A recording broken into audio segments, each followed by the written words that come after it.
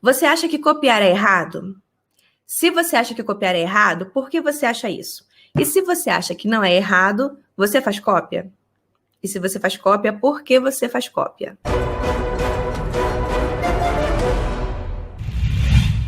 Seja muito bem-vindo, seja muito bem-vinda ao projeto Arte Transforma com Black Fox Studio. Aqui nós conversamos para se tornar um artista profissional e discutimos estratégias para encurtar esse caminho. Eu sou a Mariana. E eu sou o Diego. E hoje nós vamos conversar sobre cópia. Será que copiar é errado? A gente escuta muito, né, da galera. Sim. Parece com medo de fazer cópia. Isso que eu ia falar. O pessoal tem medo de fazer cópia. Mas e aí? Copiar é errado? Você acha que copiar é errado? Não, pra mim? Claro que não. Não. A gente já começa a live dando assim, dando a resposta. É ou não é, né? Na nossa opinião, é claro. Mas depois a gente vai desenvolver e vai falar o porquê isso, o porquê aquilo. Então, aguenta aí. E no final da live a gente ainda vai... Já tô te deixando curioso. No final da live a gente vai dar alguns exemplos de como você pode fazer o estudo da cópia. Sim. Mas vamos lá. E por que copiar é importante? Por que copiar é importante? Porque a gente aprende por cópia. O ser humano aprende copiando desde que ele nasceu, né? O bebê, quando ele vai aprender a falar, ele não sabe ler, ele não sabe escrever, ele aprende copiando as pessoas que estão à volta, copiando o pai, copiando a mãe. É por cópia, né? O aprendizado é assim. O ser humano aprende por cópia. Eu estava até comentando com o Diego, quando a gente se mudou lá para a Polônia, o Iraque tinha 2 anos e meio, quase 3 anos, então ele não sabia nem ler e escrever. E aí ele foi para a escola, e a escola era em polaco. A aula, todo mundo falava em polaco, era tudo polaco. E ele, entendeu? Ficou fluente no idioma, e como que ele aprendeu? Por cópia. Porque, às vezes, quando a gente ia no médico, ele falava polaco tão bem que o médico conversava com ele em polaco e com a gente em inglês, né? Mas é um barato. Com 3 aninhos e meio, ele já falando super bem. E aí foi a mesma coisa quando a gente se mudou aqui para a Suécia. Ele foi para a escola, e lá na escola é sueco o tempo todo. E como que ele aprendeu? Imitando, copiando. E ele ficou tão bom nisso que, às vezes, ele corrige a gente em entonação. Porque como ele escuta... Corrige até meu inglês. Corrige o inglês. Ele fala inglês também. Eu que ensinei o inglês. Mas aí, como ele aprende escutando, ele precisa ficar atento às diferenças de tonalidade, de nuance, de acento. A sutileza dele é muito grande. Falo para ele, sweet. Aí, não é sweet, é sweet. Sweet. É uma coisa, pô. E como é que é? E como é que eu falei? E como é que é? Como é que eu falei? É assim mesmo. Então, o ser humano aprende por cópia, né? Um outro exemplo também bom disso é na música. Quando a gente está estudando música, não a gente, né? Mas o estudante de música, ele faz composições de outros artistas. Ele pratica e pratica e pratica. É a cópia. Cópia é o aprendizado. É por isso que nós devemos copiar, para aprender. Sim, e eu acho assim, um dos maiores medos que o pessoal tem é de o exercício de cópia atrapalhar na originalidade da pessoa. Tá? Então, é uma tendência atual. O pessoal tem uma preocupação com isso, né? Ser original, isso Tem uma tendência atual em valorizar mais a originalidade do que a qualidade, entendeu? O que é ser original? Fazer algo que ninguém nunca fez. O que não tem absolutamente nada a ver com qualidade. Você pode ser original e ser péssimo no que está fazendo, embora original. E eu sempre fiz o contrário, né? Eu entendo que a qualidade vale muito mais do que a originalidade. É claro, se você for bom e original, aí é fantástico. Mas 99% dos casos não é o que acontece, né? Então, o cara está começando a estudar agora e o professor passa o exercício de cópia e ele fica com esse medo, não, você vai tirar minha originalidade, vai modificar o meu traço. E não tem nada, não construiu nada, entendeu? Eu lembro, comentei isso aqui uma vez, de um colega meu, na aula de desenho artístico. Fez uma parada lá e o professor falou, não, você tem que fazer assim, assim e assim. Aí eu fui com aquele papo que a gente comentou na live passada, né? Não, mas é que o professor deu corte nele logo. Epa, peraí. O artista não, o artista é Rembrandt, Velázquez, Caravaggio, você é estudante. É Vamos com verdade. calma. E é isso, entendeu? Aquilo que a gente vem falando ao longo dessas lives, para que você tenha mais liberdade, é um pré-requisito que haja maturidade. E essa maturidade é construída em campo, né? Fazendo o que tem que ser feito. Isso é muito importante. E acontece, né? Assim, quando você está fazendo cópia de outro artista, que é o que a gente está falando aqui no caso, seu trabalho vai acabar ficando parecido com o dele, né? Tem até aquele exemplo dos alunos do Bandeira, né? Estava conversando contigo. Uhum. Que eu fiz aula com Bandeira, né? Um tempo. E tem uma parada no tipo de aula que o Bandeira dá que você reconhece quem é aluno dele, que os trabalhos da galera fica ligeiramente parecido, o que é ótimo. O cara é um desenhista excepcional, entendeu? É verdade. Então, qual o problema? Você subiu de nível assim de forma absurda. Uhum. Se você se aproxima de algo bom, você está evoluindo. Sim, é verdade. E essa semelhança, ela permanece por um tempo, entendeu? Até você se acostumar com o que o cara está te ensinando e juntar com outras referências, outros artistas, né? Por isso que eu falo que quando você começa a fazer cópia, é importante fazer de alguns artistas também. Você começa a misturar as coisas, você começa a desenvolver sua biblioteca interna. A gente vai falar disso mais um pouquinho para frente. Eu lembro que eu fiz bastante cópia, não cópia direta, né, dos artistas de arte digital, eu fiz de alguns, mas cópias mais manchinhas compositivas. Mas eu fiz algumas cópias durante muito tempo de uns 2 artistas que eu gostava muito. E às vezes eu postava e a galera comentava: pô, pensei que era do fulano, achei que era do fulano. Ficava bem parecido. Sim, às vezes era um comentário até maldoso, entendeu? O cara comentava querendo ofender, e eu, pô, cara, obrigado aí. Ficava feliz, caraca, tá aparecendo mesmo, que maneiro. Esse é o objetivo. Valeu. Que bom. Porque e não me incomoda. Enquanto eu tô crescendo, eu não me incomodo. Estou me aproximando de alguém que, no momento, eu admiro e é um objetivo meu chegar na qualidade daquele cara. Então, se está ficando parecido com ele, quer dizer que eu estou fazendo tudo certo. Eu estou chegando lá. É verdade, isso é muito importante. Agora, deixa eu te perguntar uma outra coisa. É aconselhável colocar um trabalho de cópia no portfólio? Então, aí depende de como você está, né? O que acontece? Sempre que você botar em qualquer lugar o seu trabalho de cópia, você tem que dizer que é uma cópia e mencionar de quem foi a cópia. Né? De qual artista que você fez, seja grande mestre ou se for um artista vivo, mais ainda, né? Deixar claro que é cópia.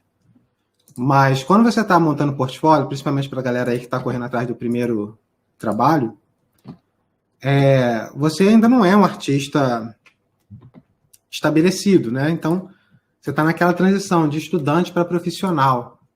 Né? E, na minha opinião, um objetivo é se afastar o máximo possível dessa imagem de estudante. Então, se eu começo a colocar um monte de exercício de estudo no meu portfólio, quem analisa o meu portfólio vai associar o meu portfólio com essa imagem de estudante. E é uma coisa que você não quer nesse momento, né? Que a gente não quer quando está passando por essa fase. Então, a minha recomendação é que no início não coloque. Se quiser muito colocar, se tiver ficado muito bom, você faz uma outra aba e deixa lá só estudos e exercícios, mas não, mesmo assim não é tão legal, tá?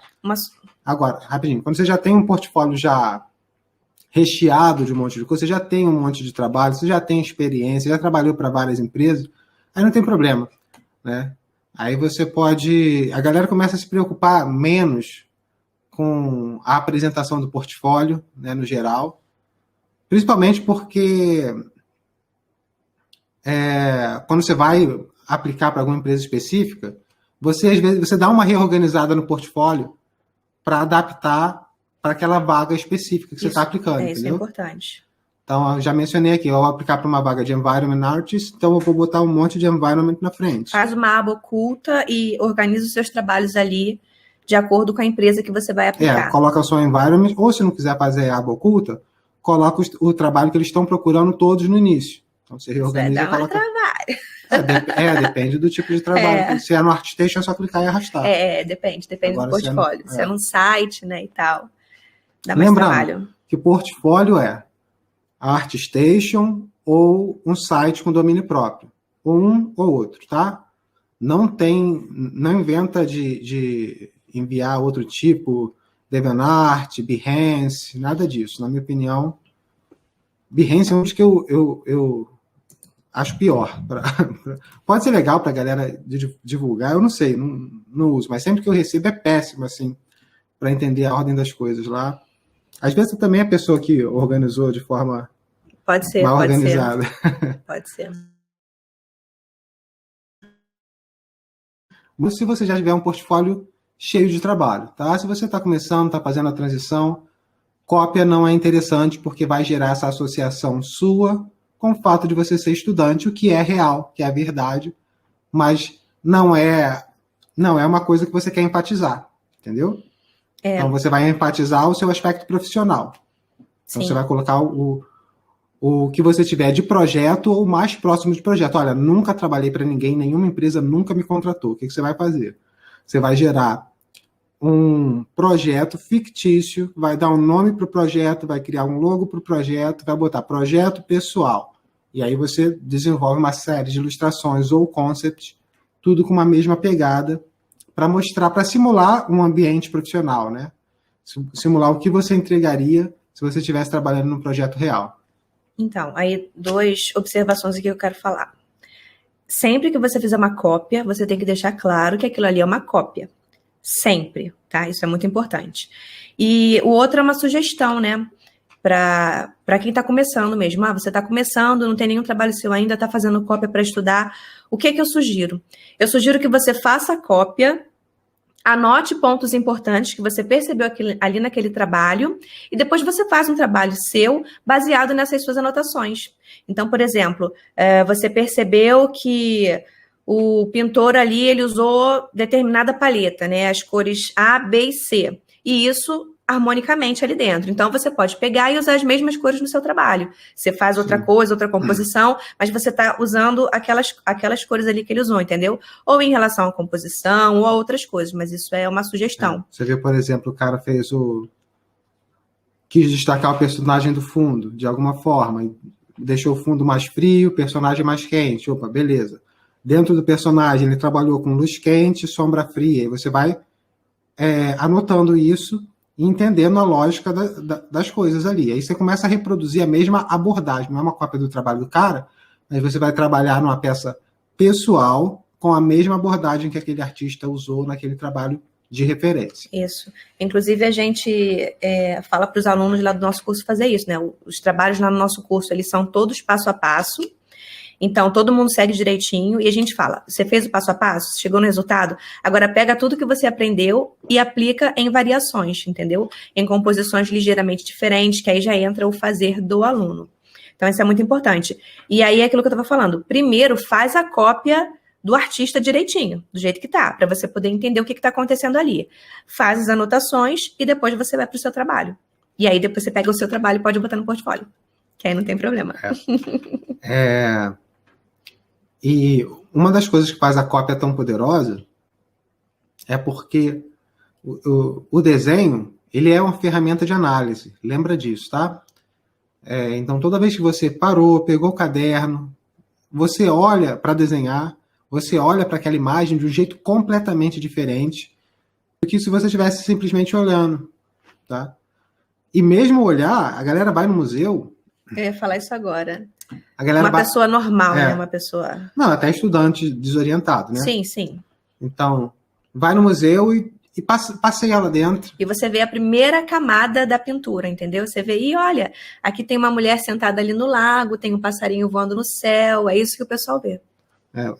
Mas aí o cara anda lá dentro, só vê, bonito esse, bonito esse. Pô, que legal esse, chega mais perto, vai, pô, legal, vai no outro.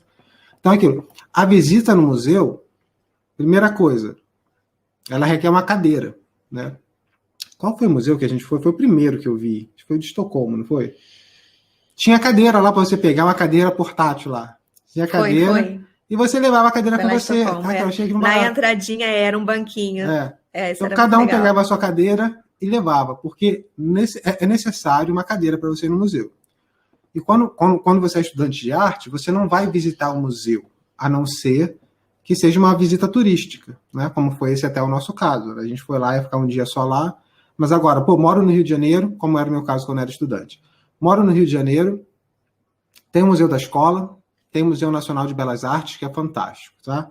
Para quem é de São Paulo, a Pinacoteca de São Paulo é incrível. Fui lá uma vez, fiquei doido demais. Nossa, a gente vai, né? Aí, assim, como a gente tá viajando, a gente não vai passar muito tempo, vamos ficar um mês no lugar, né? E aí a gente vai e só tira foto. Tira foto de tudo, para poder olhar depois com calma. A gente vai, para em um, nunca é a mesma coisa. Aquelas fotos você tem acesso a uns 30%. Mas pelo menos alguma coisa. Mas as que eu gosto mais, obviamente, eu paro um tempo, Mariana também. Sim, sim.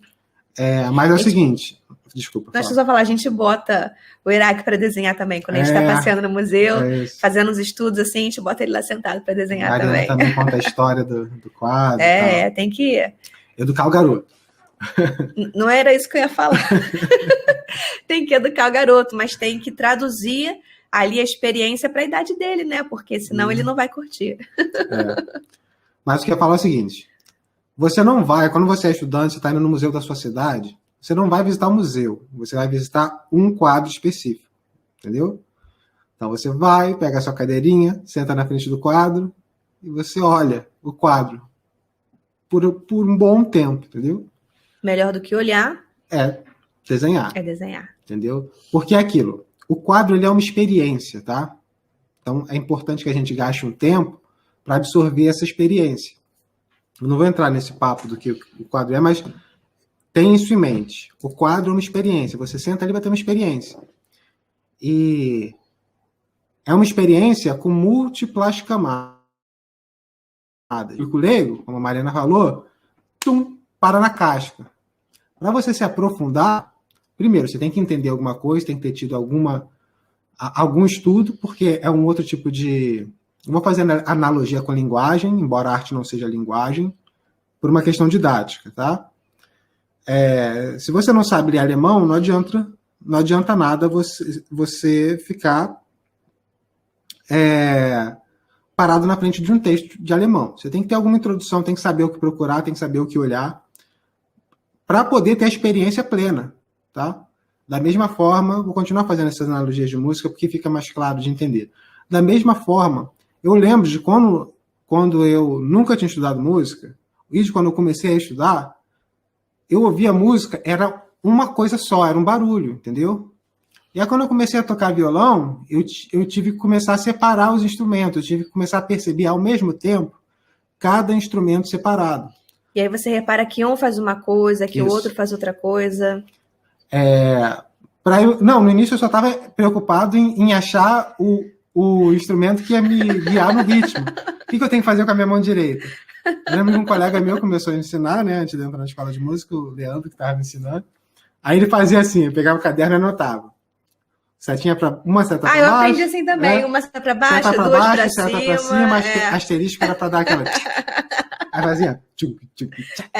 Tinha até um nome, a menina que me ensinou. Chá com bolo. Chá com bolo, chá com bolo. Chá com bolo, chá com bolo, chá com... Então, tem que haver uma introdução, você tem que ter algum nível de educação na área para começar a entender um pouquinho, tá? E aí é por isso que a experiência é demorada, porque você está lendo outras camadas em profundidade. Você não está lendo... Já viu essas análises de professor de história? O cara chega lá, crucificação de Cristo. Aí o professor vai ler, olha, aqui a gente tem Cristo, análise formal, né? Deveria ser, mas não é análise narrativa. Aqui a gente tem Cristo, à esquerda o ladrão A, à direita o ladrão B, aqui nós temos Maria. Você está vendo essa luz aqui? Ó? Essa luz forte Maria foi para destacar a importância de Maria. E o cara vai falando, completamente narrativa, está narrando, como se você fosse cego, não estivesse vendo o que está acontecendo. porque ele tem zero de educação formal, ele tem educação histórica. Então, a análise dele vai ser rica historicamente. Aí ele vai falar, olha, nessa época, se for um professor de história excepcional, ele vai trazer dados históricos relevantes à pintura.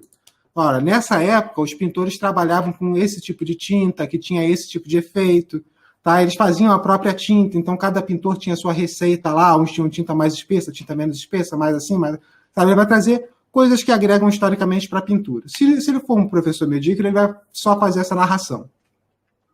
Agora, se ele for um pintor que também está dando aula de história, aí sim, ele vai pegar a sua mão e vai te levar para passear dentro do quadro.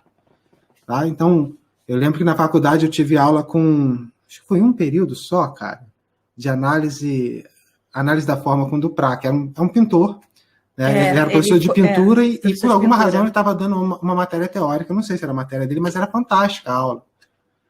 É outra experiência. Né? É um nível de profundidade de leitura que quem não pinta não tem, entendeu? É verdade. Por isso, mesmo que você esteja ainda no momento zerado, nunca estudei nada, se você só sentar e desenhar, isso vai forçar uma análise mais profunda do trabalho. Essa análise vai ser forçada, entendeu? Mesmo que...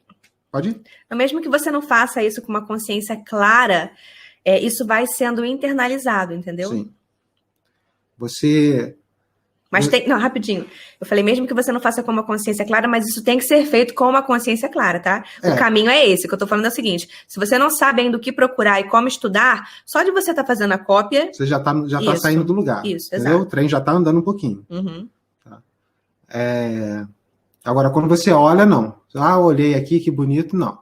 Eu olhar, meu irmão, eu vi um comercial que era assim, tem a linha amarela assim, o pé parava na linha, o pescoço se esticava o máximo. Tinha um colega, tem um colega, o Rafael, ele brincava falando, quando a gente vai no museu, você tem que cheirar o quadro. Porque quem é pintor está interessado não só no que está acontecendo, formalmente, né?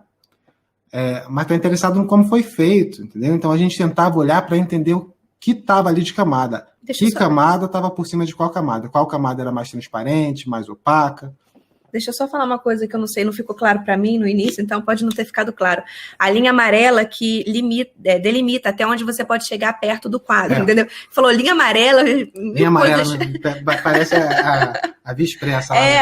Então, você tem que manter uma distância do quadro e tem uma linha amarela no chão para te guiar ali. Então, o Diego tá falando que ele chegava, ele colava o pé na linha amarela e aí ia com a cabeça, sei lá, na frente para poder enxergar direitinho. Eu lembro uma vez eu fui numa... Qual foi, cara? Exposição de aquarela, acho que foi Debré? Eu não lembro, mas eu sei que eu fui tanto que suou a larga.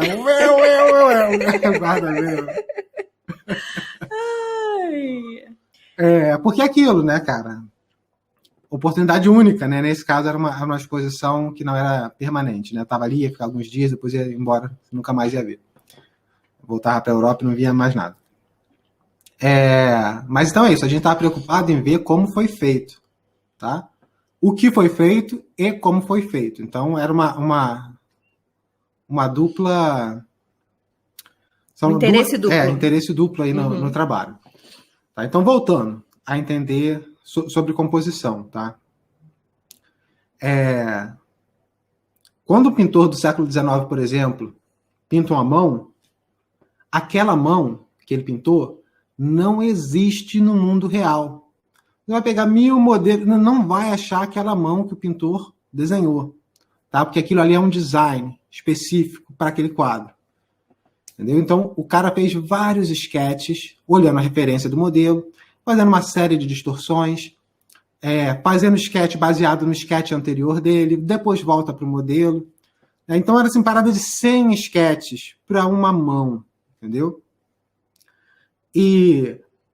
aquele design específico, como eu disse, não existe no mundo real. Então, uma vez que você vai e faz uma cópia daquilo ali, você começa a entender as alterações que o cara fez e por quê, né? Se você for prestar bem atenção e fizer várias cópias, você vai começar a notar uma repetição de padrão ali, o porquê. Vai começar a abrir hipótese do porquê que ele tomou aquela decisão. Você nunca tem certeza absoluta, porque o pintor não está ali para confirmar. É diferente de quando o cara abre um tutorial e ele fala, olha, eu estou fazendo isso por causa disso. Tá? Mas quando você faz a cópia, você está basicamente tendo uma aula com o cara, tá? Se você tiver percepção aguçada para notar isso. E mesmo que você não tenha, boa parte daquilo vai ficar com você. E aí quando você se deparar numa situação de um trabalho que você tem que fazer algo mais ou menos naquela direção, você vai lembrar, você vai estar lá fazendo tum, aquele fulano fez assim, assim, assado, aquele outro fez assim, assim, e vai abrir na sua cabeça um leque de oportunidades, de opções, para você resolver aquele problema que você está vivenciando. Aqui, eu posso puxar esse trabalho mais com aquela pegada do fulano, mais com aquela, sabe? E com a sua própria abordagem também, misturada a isso. Tá? Mudando de assunto aqui rapidinho. Gente, começou a nevar, coisa mais linda. Mas não era isso que eu ia falar, não. O Arthur tá falando aqui, ó, que ele fez o exercício da ilha lá do nosso curso e ele usou as técnicas do exercício para uma outra pintura dele, que é exatamente aquilo que eu falei que a gente orienta. E ele percebeu o quanto ele aprendeu e um monte de pontos também para melhorar.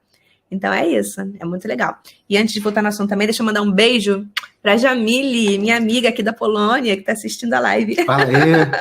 Beijão aí para todo mundo. Mas aí já voltando aqui. Então, como o Diego estava falando, a gente usa o desenho como uma ferramenta de análise para a gente tentar entender o que está acontecendo ali naquele quadro, como aquele pintor costuma fazer determinadas coisas. Você começa a entender meu Deus. Razão por trás das escolhas. A razão por trás da escolha. Isso é muito, muito legal. Uma outra coisa que você vai notar também, conforme você vai avançando na quantidade de cópias, é que vários pintores, cada pintor tem sua particularidade compositiva, e você repara que eles, às vezes, começam a repetir estruturas compositivas, sabe? Então, você pega os trabalhos do Frazetta. Tu dá o exemplo do Frazetta por conta de... Porque é mais evidente no trabalho dele, os pintores, os mestres do passado, às vezes é muito sutil, né? Fica um pouco mais difícil de notar. Mas no Frazetta, por exemplo, você vê, às vezes, aquela composição triangular, que é aquele amontoado de pessoa aqui embaixo, um guerreiro como se estivesse saindo assim da multidão, levantando a espada com a força de baixo para cima. E ele repete isso várias vezes, em várias composições. Você vê, opa, é igual... Várias composições que ele diz em várias ilustrações diferentes, em temas diferentes, com coisas diferentes, mas a composição é a mesma. Então, entenda, a estrutura compositiva é a relação abstrata das massas ali no trabalho, tá? Cor, linha, valor, tom, como esses elementos abstratos se relacionam ali. Isso se repete. Então, você pode ter uma cena, que é a cena de uma luta, uma batalha medieval, e você pode ter uma outra cena que é uma batida de caminhão. E as duas podem usar a mesma estrutura compositiva. Entendeu? Exato. Porque é como você está relacionando os objetos abstratos ali. A representação, as formas abstratas. Não só forma, né? Mas, como eu falei, os elementos básicos todos, né? A cor, não, sim. Mas porque quando a gente fala mais de estudo de composição, a gente normalmente usa mais a estrutura de valor. A base da composição é valor, dinâmica, abstrata de linha e valor. Basicamente. Mas Você também usa a cor, né? Mas numa etapa posterior, muito posterior de estudo. Que é mais complicado. Isso. E aí tem uma ilustração também, estava lembrando aqui uma ilustração do Frazetta, né? Que ele fez um esquete assim, que era um tigre. Eu não lembro se... Qual que era? Acho que o tigre era o esquete. Acho que o tigre era o esquete, Não lembro direito. Depois a gente vê de colocar no vídeo para frente. Tinha uma nave lá no fundo e tinha uma figura de primeiro plano. Se eu não me engano, no esquete era um tigre, né, chegando lá. E no final, não era um esquete largadão, não, tá? Era um esquete, mais finalizado, tipo um estudo menor, depois para fazer o quadro grande. E depois ele substituiu o tigre por uma pessoa. Mas ele ajustou a configuração, a silhueta da pessoa, para ocupar mais ou menos ali o espaço que o tigre estava ocupando. Não só de ocupar o espaço, mas o movimento que o tigre estava fazendo. Era uma pessoa com um movimento bem sinuoso, assim, Você vê que estava distorcido. Ele começou a atropelar a anatomia ali um pouquinho, atropelou, deixando claro, suficiente para não incomodar, mas acentuou um ritmo aqui, exagerou um outro ali. Sim, sim. Para ter aquilo que ele precisava na composição. Porque muitas vezes você é forçado a tomar algumas decisões no trabalho por razões compositivas. Né? Por que você é forçado? Porque você tem que equilibrar a composição. Eu não jogo as paradas aqui, aqui, ali, sabe? Por isso que às vezes é difícil, às vezes, até para alguns clientes entenderem que toda alteração tem consequência, né? Quando é uma ilustração. Um concept nem tanto. Aí você faz lá o trabalho, faz a composição, manda pro cliente, aí o cliente falou, não, tá legal, mas coloca o negócio bem aqui. Coloca um helicóptero, 2 helicópteros aqui no alto. Não dá só para você chegar e colocar o helicóptero lá. Tem que dar, né? Assim, não dá para fazer... Não, o que eu tô falando é o seguinte, não dá para você pegar um helicóptero e jogar lá de qualquer jeito. Sem consequência. Você tem que reorganizar tudo. Exato. Nem que seja minimamente, mas você tem que reorganizar. Sim. Por que tem que reorganizar? Porque os elementos exercem atração ou repulsão nos outros. Tá? Então, se a composição está balanceada dessa forma, se eu colocar um elemento a mais ali, eu vou mexer no balanço compositivo. Tá? Então, existem formas que você pode reduzir o impacto dessas alterações no trabalho, por exemplo, não só por ser você resolve o que o cliente pediu, você faz o que ele pediu, mas de forma que isso afete minimamente a sua composição. Não só porque ia desbalancear, ou às vezes era alguma coisa de design. Eu lembro que a Mariana fez uma interpretação de um personagem do Final Fantasy, que era... Você lembra o nome desse? Não lembro. Era um demonião lá vermelho, tá no portfólio dela, depois de ver. Não lembro. Caos? Caos, acho que era Acho que era Caos. Então, a referência que a gente tinha era de um jogo antigo, com aquele design de jogo antigo, entendeu? E tava tudo bem, funcionava bem pro jogo antigo.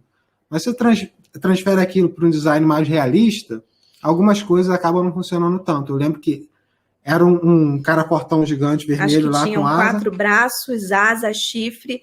E tinha um dragão que saía da barriga dele. Que saía da barriga dele. Um pescoço e o dragão, assim, saía da barriga. Vai imaginando a ilustração. Aí você, cara, como é que a gente vai fazer isso e manter a parada boa? Tem que pensar.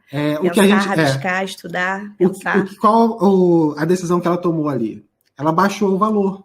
Você botou, tá rolando, se me lembro bem, né? Tava rolando a parada lá a poeira subindo assim da batalha, né? Então passou bem na frente ali. Tava lá, mas estava com a escala não chamava de valor muita reduzida. atenção, Porque o contraste alto traz atenção, o contraste baixo você lê direto, entendeu? Você não para ali para ler.